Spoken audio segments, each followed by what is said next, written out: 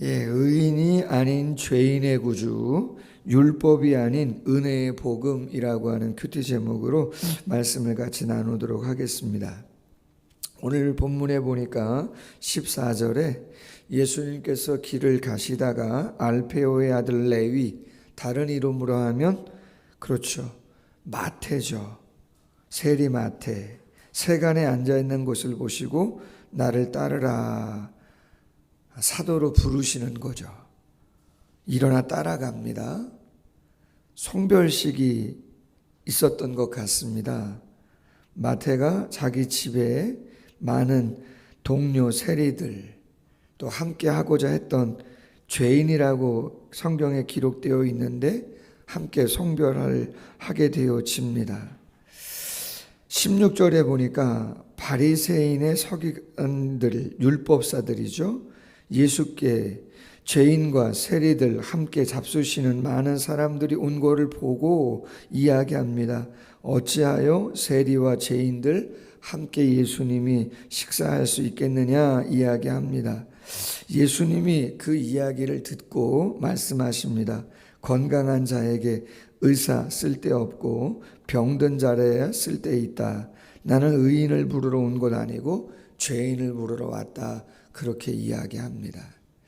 크게 두 본문으로 나눌 수 있어요. 오늘 13절부터 17절 말씀까지 예수님께서 세리마태를 부르시고 또 그의 집에서 식사하시고 그의 동료들, 죄인 취급받는 자들과 함께 할 때 바리새인과 서기관, 율법사들이 그걸 책망하는 거죠. 그럼 예수님께서 왜 사도 가운데 마태를 부르셨는가? 죄인 취급당하는 그 많은 사람들과 함께 식사를 하셨는가? 어떤 이야기를, 어떤 메시지를 주시고자 성경에 이 본문이 기록되어 있는가라고 하는 거죠. 그럼 제가 복음서, 마가복음을 처음 시작할 때 사복음서를 읽을 때 어디에 포커스를 두고 어떤 관점을 갖고 복음서를 대해야 되는가, 크게 두 가지를 유념하시고 복음서를 읽고 복음서에 기록된 내용들을 살펴보셔야 된다고 말씀드렸어요. 첫 번째가 뭐냐면 예수는 누군가라고 하는 거예요. 마태, 마가, 누가, 요한복음, 사복음서 동일합니다. 예수가 누군가라고 하는 것을 가르쳐주기 위해서 똑같다고 말씀드렸잖아요. 태어날 때부터 죽으시고 부활 승천할 때까지 예수님의 그렇죠, 일생을 기록했다. 그러면 하나면 족하잖아요. 마태복음이 됐든 마가복음이 됐든 요한복음, 누가복음 하나면 되는데 왜 사복음서가 기록되었냐는 거죠. 관점이 다르다 그랬잖아요. 예수가 누군가라고 하는 것을 가장 완벽하게 설명하기 위해서 사복음서가 필요해요. 구약에 기록된 유대인의 왕으로 오시는 메시아, 바로 이분이다. 그게 마태복음이라는 거죠. 고난의 종으로 오신 예수님을 강조한 게 마가복음이에요. 인자, 사람의 아들, 인성을 갖고 계신 분이 예수님이다. 누가복음. 그러나 그는 사람의 아들, 인성만을 갖고 계신 게 아니라 신성, 하나님의 아들, 하나님이시다 라고 하는 것을 강조하는 것이 요한복음이다. 이 네 가지 복음이 예수님이 누군가를 가장 정확하게 이야기해 주고 있기 때문에 다 필요하다는 것이죠. 뿐만 아니라 또 하나의 복음서의 중요한 관점이 뭐라고요? 천국은 어떤 곳이고 천국은 누가 가는 것인가? 그게 복음서의 또 하나의 중요한 메시지예요. 오늘 본문이 그걸 또한 정확하게 우리에게 이야기해 주고 있는 거예요. 예수가 누구겠는가? 오늘 말씀합니다. 죄인을 부르러 오신 분이라는 거죠. 예수는 의인을 부르러 온 것이 아니라 죄인을 부르러 왔다는 거예요. 여기서 죄인과 의인은 우리가 일상에서 생각하고 있는 저분 착한 분이야. 아우 저분 좋은 분이야. 참 못됐어. 어떻게 저럴 수 있어? 이런 의미의 의인과 죄인을 이야기하는 게 아니죠. 절대적인 의를 이야기하는 거예요. 그렇기 때문에 바리새인과 서기관, 율법사들은 자기 의가, 자기 확신이 강한 사람들입니다.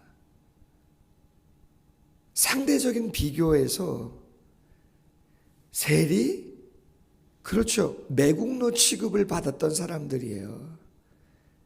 여러분, 때리는 시어머니보다 누가 더 밉다고요? 말리는 시누이가 더 밉다는 거잖아요. 지금 이스라엘은 로마의 속국입니다. 모든 건 다 로마가 관장합니다. 그런데 세리는 누굽니까? 그렇죠, 매국노들입니다. 앞잡인 거예요. 우리나라로 이야기하면 6.25 사건이라든가 일제 치하 때 완장차고 말이죠, 죽창 들고 다니던 사람들 다 누굽니까? 그렇죠, 같은 동네 주민들인 거잖아요. 이웃들이에요. 근데 그들이 돌변한 거 아닙니까? 배신한 거 아닙니까? 앞잡이 노릇하고 있는 거 아닙니까? 그렇지 않아도 힘들고 어려운데 정말 있는 거 그거 다 뺏어다가 정해진 세금을 갖다 내는 게 아니라 그거보다 더 많이 착취하는 거 아닙니까? 왜요? 권세를 등에 업고 자기가 더 많은 것들을 가지려고 로마에서 책정한 일정의 세금보다 더 많이 걷는 것이에요. 로마의 공권력을 자기 것으로 여기고 같은 이웃들을 착취하는 대다수의 세리들이 그러한 일을 했단 말이에요. 도덕적으로, 민족적으로, 종교적으로 봐도 그들은 죄인이죠. 혐오의 대상이죠. 그러나 바리새인들은 누굽니까? 그렇지 않잖아요. 경건하게 살고자, 하나님을 경외하고자.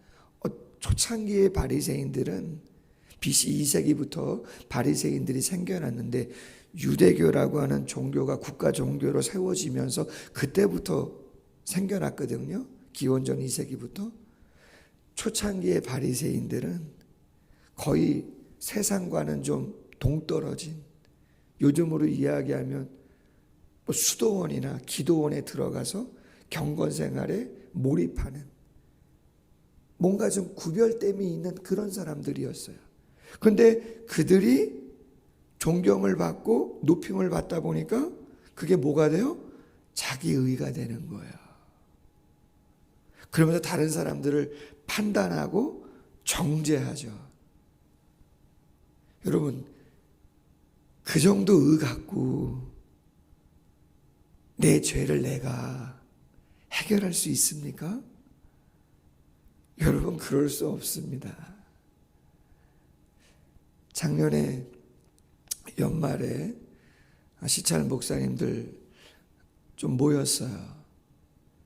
뭐 송년회 같은 거죠. 그래서 서로 격려하고 뭐 그런 시간, 잠깐 식사하는 시간 가졌는데 이슈가 있었어요. 교계에 이름만 대면 아시는 분일 수 있어요. 웬만큼 교계에 뭐 기독신문이라든가 뭐 교계 뉴스라든가 그런 거 보면 대형 교회입니다. 아주 대형 교회죠. 목사님이 사임을 했어요. 어느 날 갑자기. 왜 사임을 하셨을까? 아직 은퇴할 때는 안 되셨는데 뭐 조기 은퇴하시는 건가? 아니요. 여자 성도님하고 좀 관계가 안 좋았던 거죠. 그게 드러났어요. 그래서 원로 목사님 투표를 하게 됐어요. 위임 목사님, 후임 목사님 오셨어요. 후임 목사님 위임은 통과됐는데 원로 목사님 투표해서 안 됐죠. 그렇게 큰 대형 교회를 이루셨는데도 얼마나 책을 많이 썼는지. 제가 신학교 총신 신대원 다닐 때 개강 집회를 하거든요. 3월 달에 학기가 시작되면 부흥회를 한다고요. 저 마석에 있는 수동기도원인가 이태희 목사님 원장으로 있는 그곳에서 신대원생들 다 모여가지고 뜨겁게 부흥회를 하는데 3일 동안 하는데 하루 강사로 오셨었어요. 그분이요. 제가 은혜를 얼마나 많이 받았는지 진짜.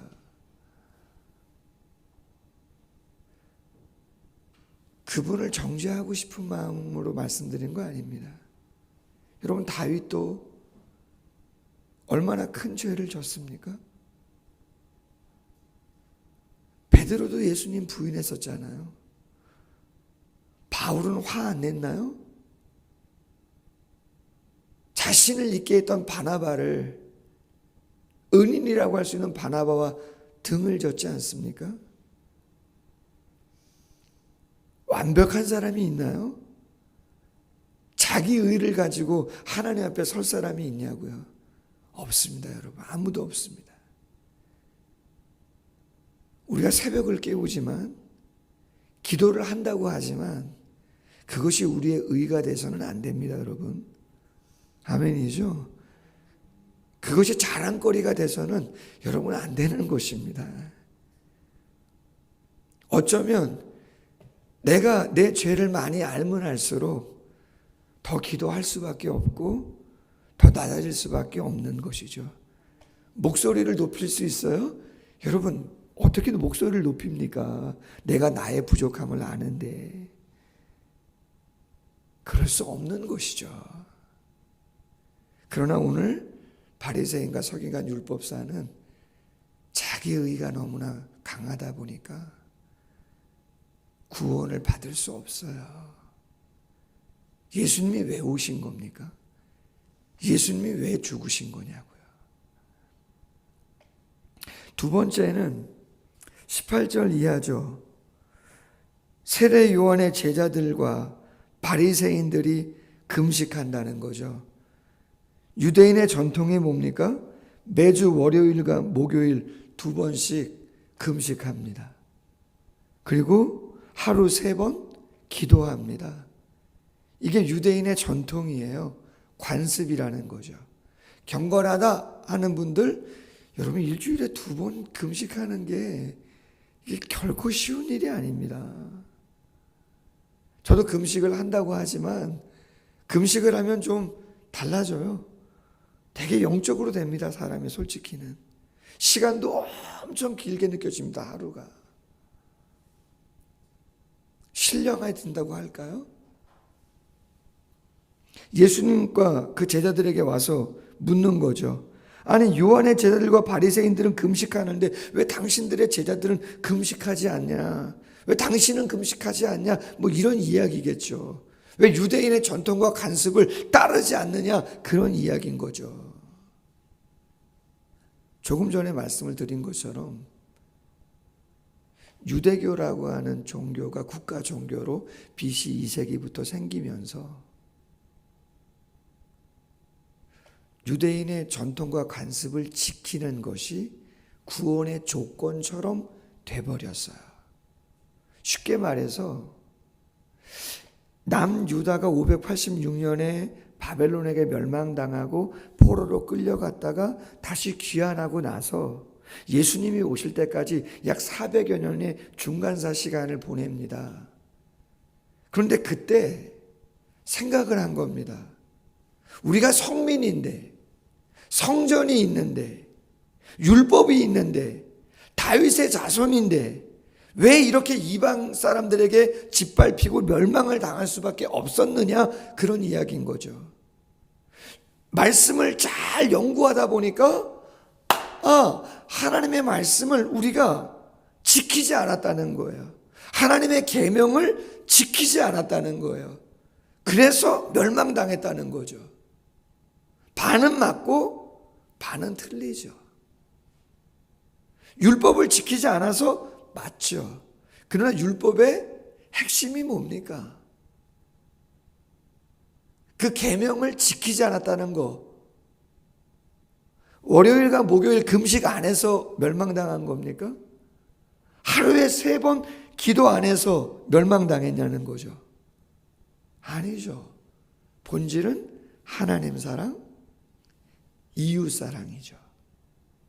본질이 사랑인데 하나님에 대한 마음으로의 사랑이고 이웃에 대한 마음으로의 사랑이고 그 사랑이 섬김으로 나타나고 헌신으로 나타나고 낮아짐으로 자발적으로 되어지는 것들인데 율법적 기계적으로 정해놓은 것을 행하지 않았기 때문인 것처럼 오도한 것이죠.